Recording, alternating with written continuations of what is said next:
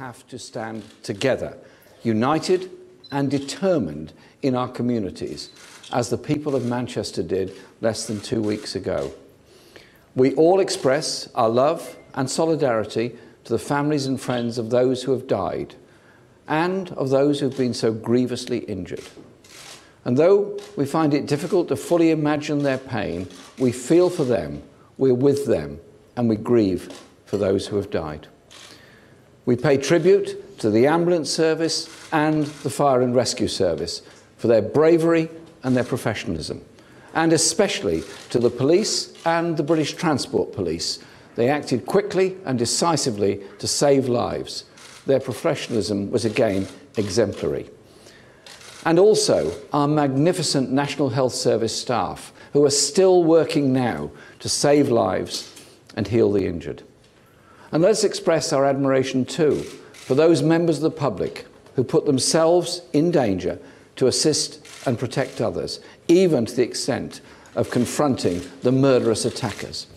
As in Manchester last month, their actions represent not just the best of Britain, they represent the normal, decent Britain, the quiet courage and compassion that will always, always defeat fear and hatred.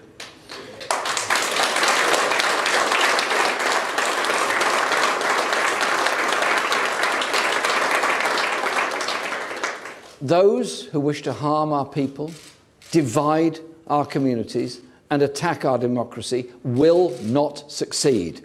Our values of solidarity, humanity, and justice will prevail.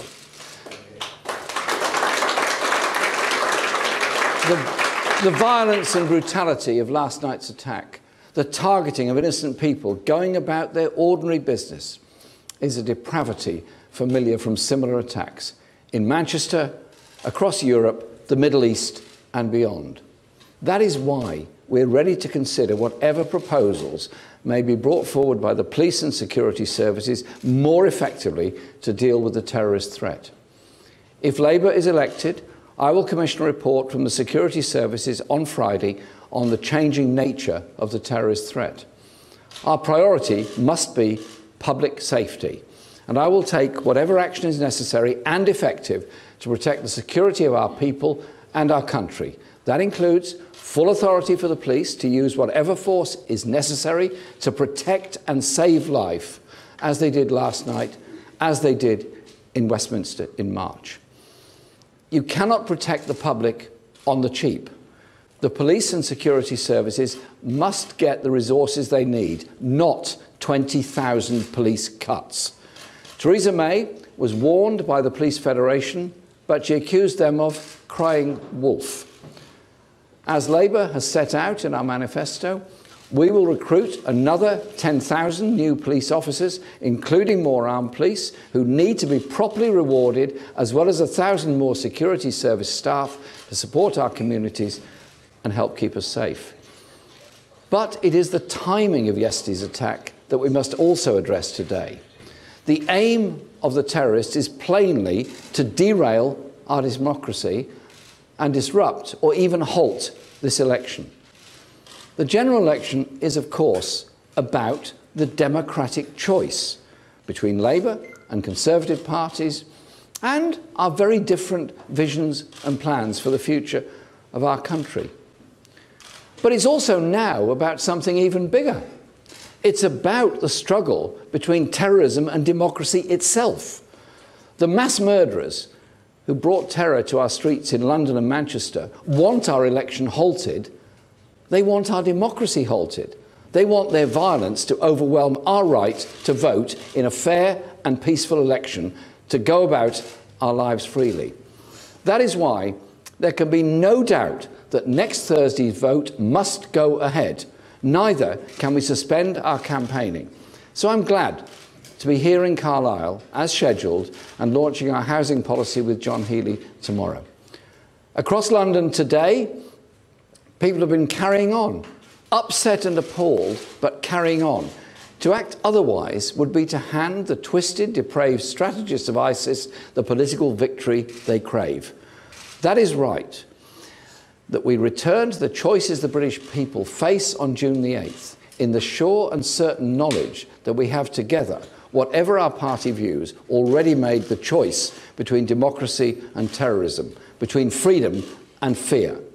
The choice you face on the 8th of June is a Conservative Party which has made it clear it will press on with another 5 years of austerity and cuts to essential public services to pay for even more tax handouts to the richest and the biggest corporations. Or the Labour Party, which is guaranteeing 95% of taxpayers will pay no extra tax, but is asking the best off and the largest companies to pay a bit more, to fund our hospitals, police, schools, decent pensions and childcare, to invest in good jobs and a growing economy. For the many, not the few. I don't hesitate to make the case for more tax from those who can afford it. It's taxation that underpins our peaceful, tolerant and civilised society. The police, security services, fire and rescue services, our National Health Service have all suffered cuts to pay for tax giveaways to the big corporations and the very richest. Here in Carlisle, you felt the effects of austerity. That's why we will increase funding in flood prevention and halt the Sustainability and Transformation programme that threatens to close and overburden A&Es and maternity units across the whole region.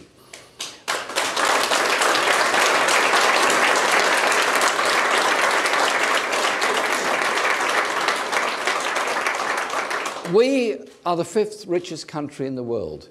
It doesn't have to be like this. That's why the Labour Party will end austerity and lift the public sector pay cap. Our nurses, firefighters, police, doctors and paramedics deserve a pay rise. They cannot get warm words for their heroism. They deserve our respect every day.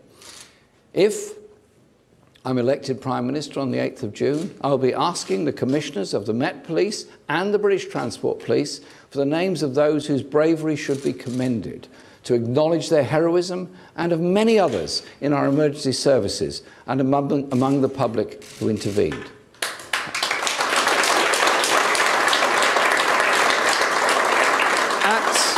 At this time, it is more important than ever that we stay united in our communities. It is the strength of our communities that gets us through these awful times. As London Mayor Sadiq Khan recognised, but which the current occupant of the White House has neither the grace nor the sense to grasp today, whether we are Muslim or Christian, black or white, male or female, gay or straight, we are united by our values, by a determination for a better world, and that we can build a better society. Our democratic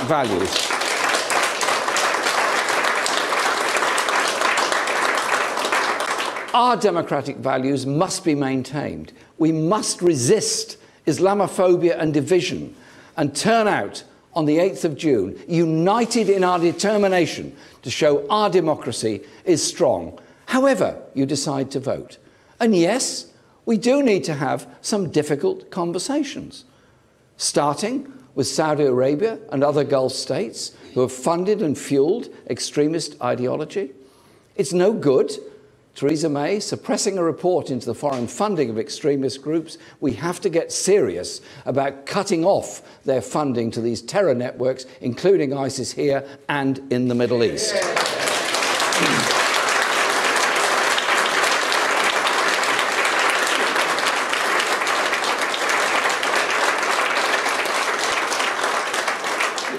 No government can prevent every attack. Sometimes the most depraved and determined will get through. But the responsibility of government is to do everything we can to minimise the risk. Labour has spent this campaign setting out our detailed plans and costed policies for a fairer and better Britain. On the 8th of June, we have a real chance to invest and to build a country that reflects the best of us. And that's what we saw on the streets of London last night and today, and in Manchester last week and the week before. A country that is truly, absolutely truly, for the many, not the few. Thank you very much. You didn't frankly have the balls to put country before party.